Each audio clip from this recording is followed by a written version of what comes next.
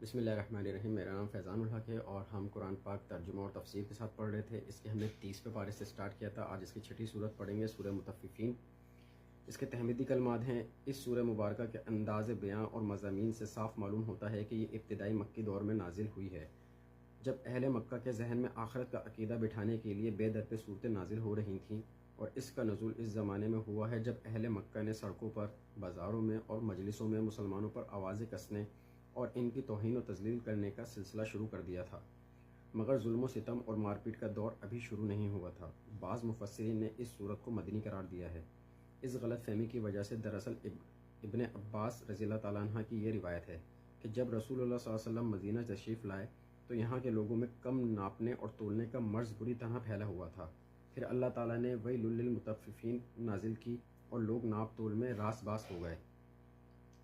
لیکن حقیقت یہ ہے کہ صحابہ اور تابعین کا عام طریقہ یہ تھا کہ ایک آیت جس معاملے پر چسپاں ہوتی ہے، اس کے متعلق وہ یوں کہا کرتے تھے کہ یہ فلاں معاملے میں نازل ہوئی ہے۔ اس لیے ابن عباس رضی اللہ تعالیٰ عنہ کی روایت سے جو کچھ ثابت ہوتا ہے وہ صرف یہ ہے کہ جب ہجرت کے بعد نبی اکرم صلی اللہ علیہ وسلم نے مدینہ کے لوگوں میں یہ بری عادت پھیلی ہوئی پائی تو اللہ تعالیٰ کے حکم سے آپ نے یہ صورت ان کو سنائی اور ان سے ان کے معاملات درست ہو گئے۔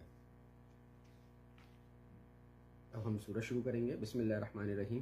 ویل للمطففین، ہلاکت ہے کمی کرنے والوں کے لیے۔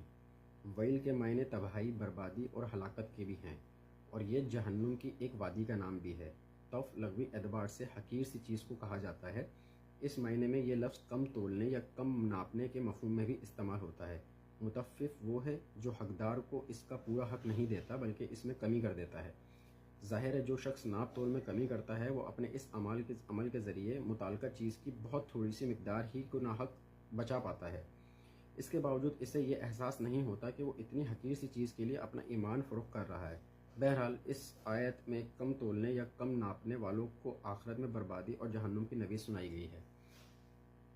الذین اذا اکتالوا علی الناس یستوفون، وہ لوگ کہ جب دوسروں سے ناپ کر لیتے ہیں تو پورا لیتے ہیں۔ وَإِذَا قَالُوهُمْ أَوْ وَزَنُوهُمْ يُخْسِرُونَ، اور جب خود انہیں ناپ کر یا تول کر دیتے ہیں تو کمی کر دیتے ہیں۔ أَلَا يَظُنُّ أُولَئِكَ أَنَّهُمْ مَبْعُوثُونَ، کیا ان کو یہ گمان نہیں کہ وہ دوبارہ اٹھائے جانے والے ہیں؟ لِيَوْمِ الْعَظِيمِ، ایک بڑے دن کے لیے۔ يَوْمَ يَقُومُ النَّاسُ لِرَبِّ الْعَالَمِينَ، جس دن کے لوگ کھڑے ہوں گے تمام جہانوں کے رب کے سامنے۔